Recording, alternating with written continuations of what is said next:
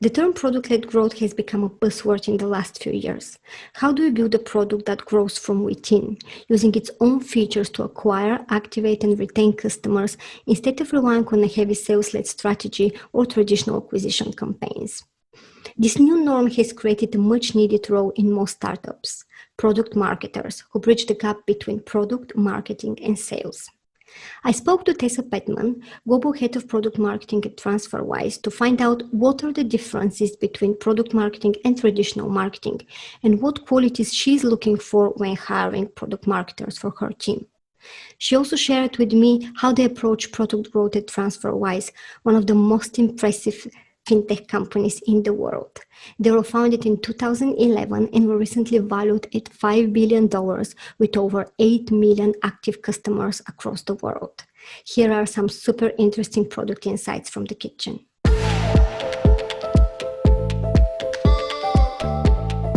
Welcome to The Product Show. 20-minute interviews with founders and product makers sharing how they hacked early growth.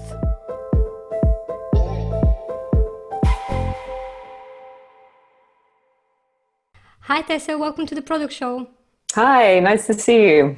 Great to have you. Thanks for agreeing to spend some time with us. No worries.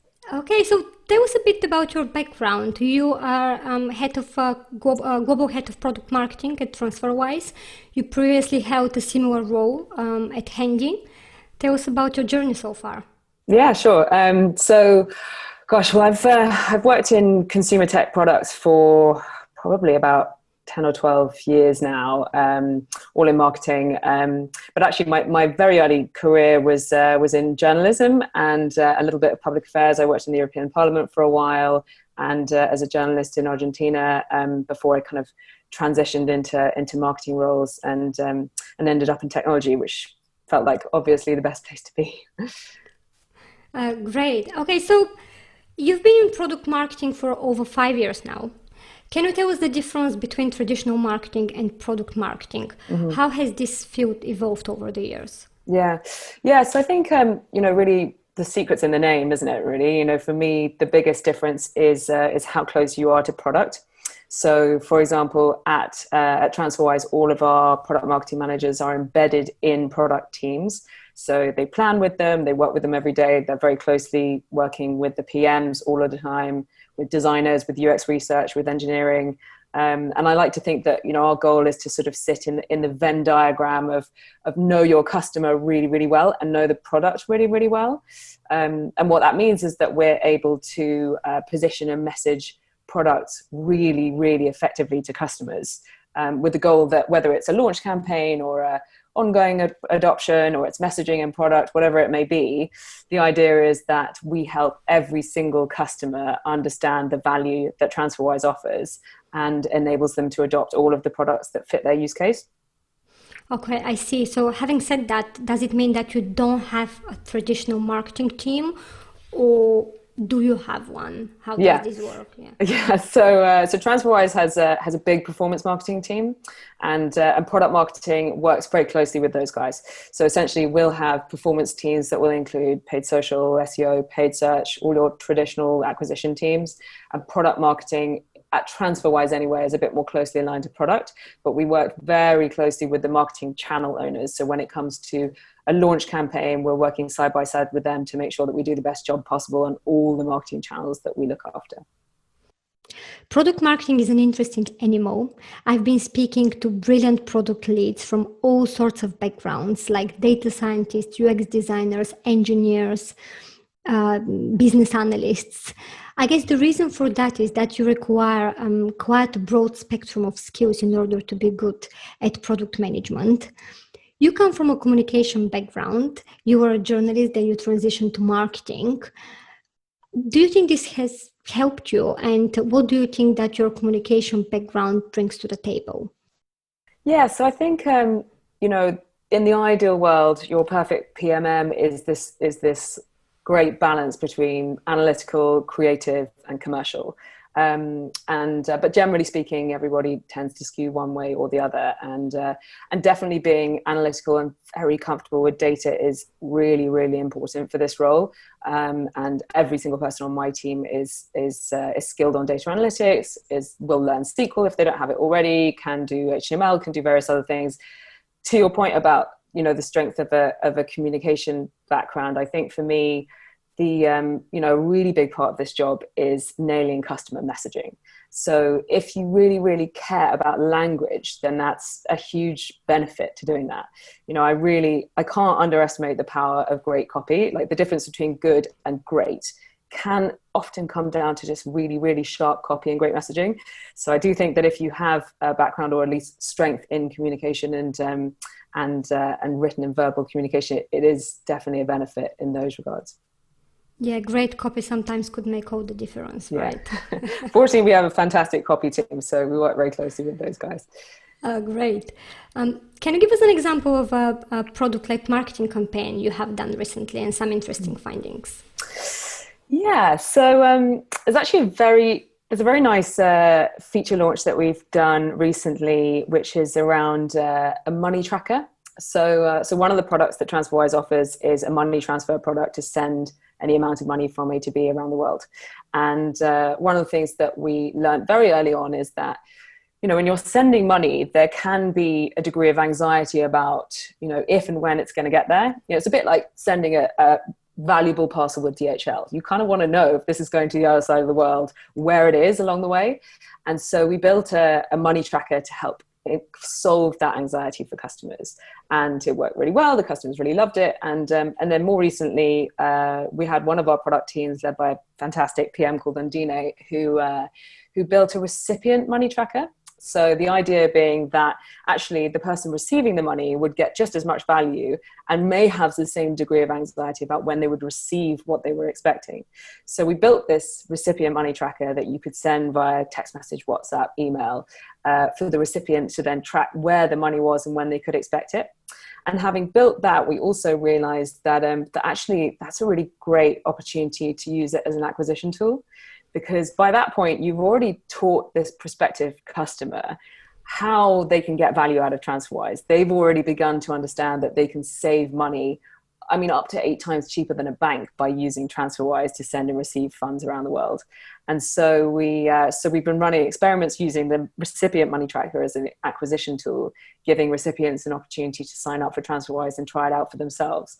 And it's worked brilliantly. I can't really go into any of the specific data points around it, but we're thrilled to be able to see that you can actually build an acquisition tool out of a feature that's already adding value for the customer. So I think that's always a nice example. Do you have a specific process that you follow when you introduce new features and offerings? Or is it this mainly work in progress all the time? How are you, and how much of user research you do when you introduce those? Because TransferWise is quite a mature company now, so I guess... Yeah, we do a ton of user research. I think to your question about how we think about product development, there isn't a silver bullet to this, there's lots of very smart and sophisticated processes that our PMs will follow. But from a product marketing point of view, it's pretty simple. Like, we are really, really, really close to the customer. Obviously we're in a slightly different world at the moment, but ordinarily there isn't a single month where we're not running interviews or customer calls or focus groups or surveys, or the goal here is that we understand our customers inside out, and the value that product marketing brings then to the development roadmap is feeding that back to product teams and to PMs, so that they are always thinking customer first, and we're always building customer first. So you've done quite a lot of product marketing campaigns. I'm interested, the signs when things are going great, but what are the signals that the campaign is heading for trouble? We're a hugely data-driven company. We measure almost everything. I think there are some fairly obvious signals, whether your product adoption is not going as you would want it to, whether that's retention or usage or churn or whatever the metrics are that you look out for. I think, a good example for us on this is, is we actually built a Facebook bot for Facebook Messenger, something I think in like 2017, and we launched this product, and it got huge media attention. I mean, which we kind of weren't really expecting, to be honest. Like, we built it because we thought it would be valuable for customers, and suddenly the media went wild. I think it was the first time a money transfer or fintech company had integrated with Facebook Messenger, and so it was this big story out of nowhere, which is, you know, great. It makes you feel all good and happy about life. But end of day, the adoption from customers just wasn't there, and I do think the reason for that is, you know, bots are great and they solve lots of problems. But at the end of the day, when you are handling money, when you are handling your own finances, there is nothing like the human touch. You know, knowing that there is a real person at the end of the phone or on the end of an email to help you if things do go wrong, or if you're not sure about something, makes a big difference. And at the end of the day, you know, there's a trade-off between the investment cost to maintaining a product that isn't being hugely adopted by customers versus taking that investment and building products that are more popular, is the kind of critical question. So I think I can't remember exactly when we sunsetted that product, but eventually took the decision that we weren't going to continue maintaining it. What is the aha moment for TransferWise? What have you identified? Maybe, yeah, just... Do you know what? I actually have the real life answer to this. So I was interviewing a customer, gosh, it must have been just before lockdown. I mean, yeah, so towards the beginning of this year. And I asked him that exact question. I said, "What was there a single moment for you?" He'd signed up for our multi-currency account and our debit card. And I said, when did the penny drop? When did you suddenly just go, "Oh my God, this thing's brilliant"? And he told me that he was going on a business trip to New York, and he was flying there via Dublin. And he'd put, I think, something like £1,000 on his GBP balance with TransferWise. And he took out his debit card and went to go pay for something in duty free in euros. I mean, I think it was like a bottle of vodka or something. And he hands over his card and pays for it. And he immediately gets a push notification to his phone from TransferWise saying, "You just spent 55 euros in whatever duty free. That used £48 of your GBP balance. This is how much you saved." And he was blown away. He said, I literally laughed out loud at how good this was. It was like some kind of magic. So I think that for us is like a really nice sort of anecdote of like the literal aha moment for customers who suddenly understand the value and the power of the multi-currency account that we offer. So yeah, I always like to think of that when I'm thinking about where we're trying to get our customers to. Great. Competition is fierce at the moment, right? We've got products like TransferWise, but then we've got the neobanks which are growing like crazy. We've got Starling, we've got Revolut, we've got all of the rest. How do you manage to kind of protect your identity and don't get lost in all the opportunities for what else you can bring and what else you can build? Yeah, it's a good question. I think there's a couple of things that are fairly easy for us. One is a really, really robust commitment to transparency. And I genuinely have yet to see another company in the market be as committed to transparency as we are. So we not only hold ourselves accountable to transparency to the point where we will actually show you a breakdown of fees, of where your fees go to, what they get paid for, how much we invest in the company versus paying to bank partners. But we also actively campaign for transparency across the industry. You know, the banks, for too long now, they have existed in this opaque world where they've hidden fees and exchange rates and not been honest and upfront with customers. I do think the challenger banks are much, much better than the traditional banks. But I think the degree of transparency that TransferWise offers sets us apart from the rest. And so I think that's the one part. I guess more on like the product first side, I think the big benefit to the TransferWise multi-currency accounts versus challenger banks is the bank details product. So with your multi-currency account, you can actually open bank details for, I think, over 30 countries around the world. So that means that you get a UK account number and sort code, you can get a US wiring and routing number, you can get an Australian BSB number, Euro IBANs, and so you can actually receive money from people in those countries around the world for free, without needing to open a bank account abroad. And I have yet to see another challenger bank provide that degree of power to an international banking solution or replacement. So I think, those two things, one on a kind of values level and the other on a product level, is where I find it actually quite straightforward to set us apart from the others. Okay, so it sounds like a great product to be doing marketing for, right? It's pretty good. We have a pretty good time. Yeah, it's true. That's great. Okay, so from our previous conversation, I was left with the impression that you're currently recruiting people. Mm-hmm. What are you looking for?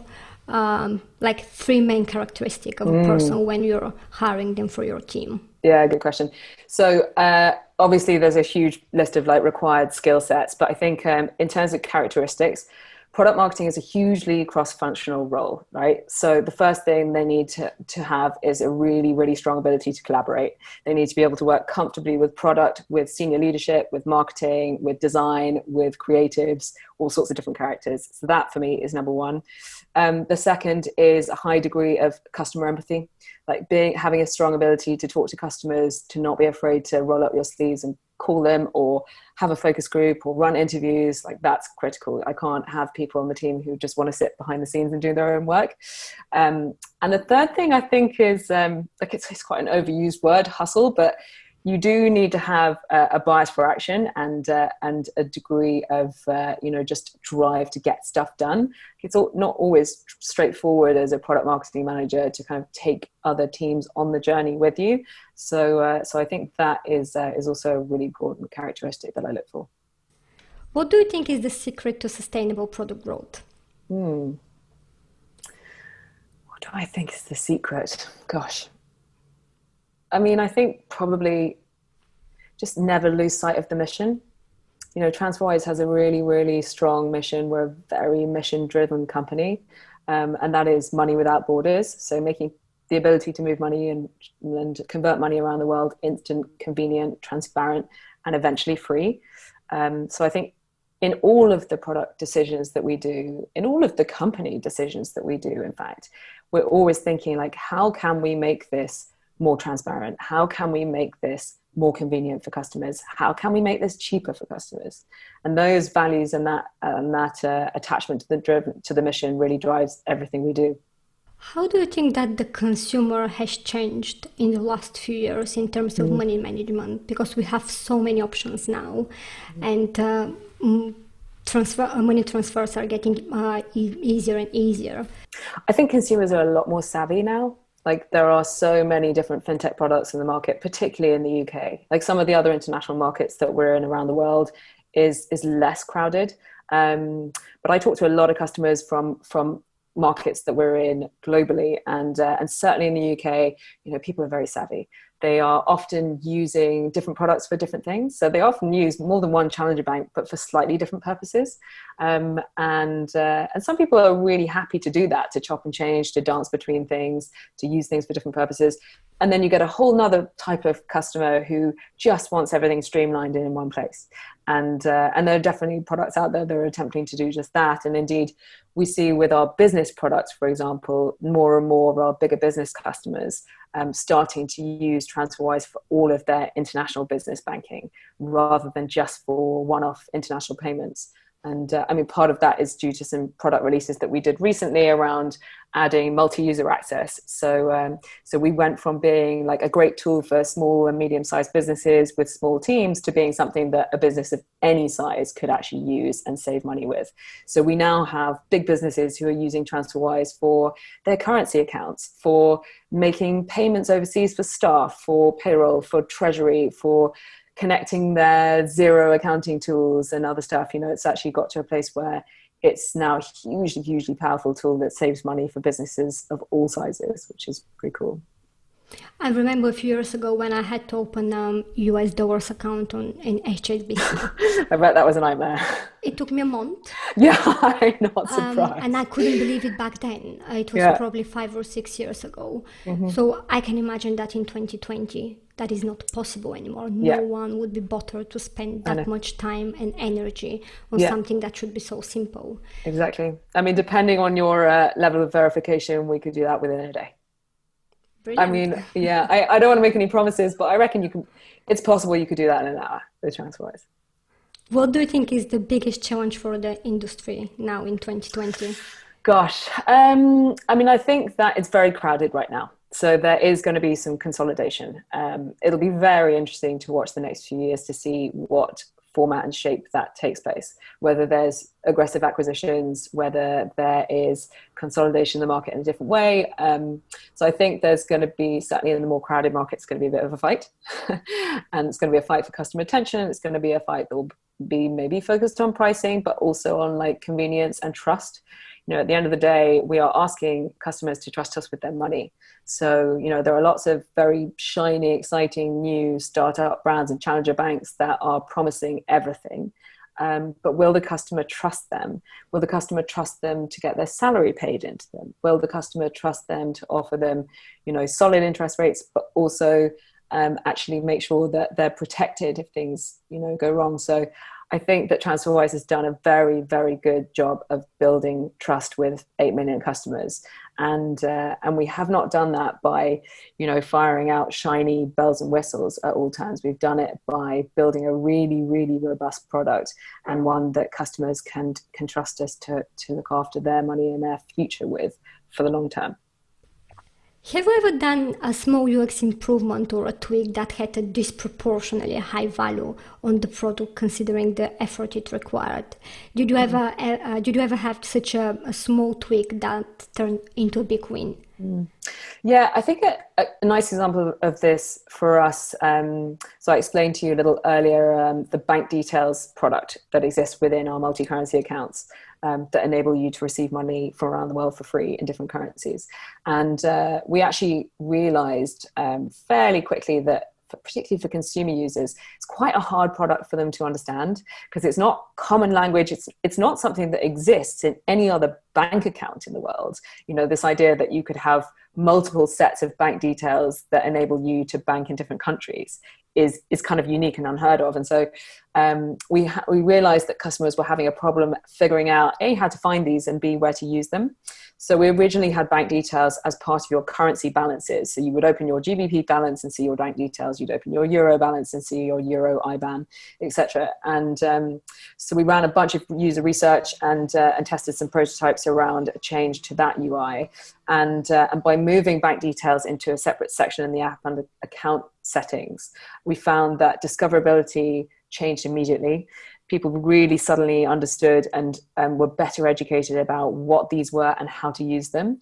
And as a result, the number of people using TransferWise to receive money from around the world has seen really high growth from a result of that. Oh my God, that's amazing. So they suddenly realized that they actually have a separate bank account for each currency just by seeing the numbers there. Exactly. Amazing. That really sounds like a small tweak. Yeah, I don't know if the product team would have called that a small tweak. They spent a lot of time on it, but Okay, brilliant. So as a product person, what's the one metric you start your day with? Honestly, there must be one that you're really obsessed with, at least in your area of expertise. At the moment, it's cross-sell. So at the moment, a lot of the things that the product marketing team are focused on is helping every single TransferWise customer understand all of the things that they could use TransferWise for that would help them save money and make their lives easier. We have 8 million customers around the world. Often that means people who use us for money transfer, helping them understand that they could open a multi-currency account with us. People who are consumer users, helping them understand that they can use us for their business as well. So those cross-sell metrics are a big part of my team's remit. And we look at those a lot. That's great. Thank you so much for your time, Tessa. It's been very interesting. I wish you all the best with TransferWise and your future career. Thank you. Thanks so much. The Product Show is brought to you by Pony, a design studio helping startups and scale-ups build and optimize their digital products at speed. Check pony.studio to learn more.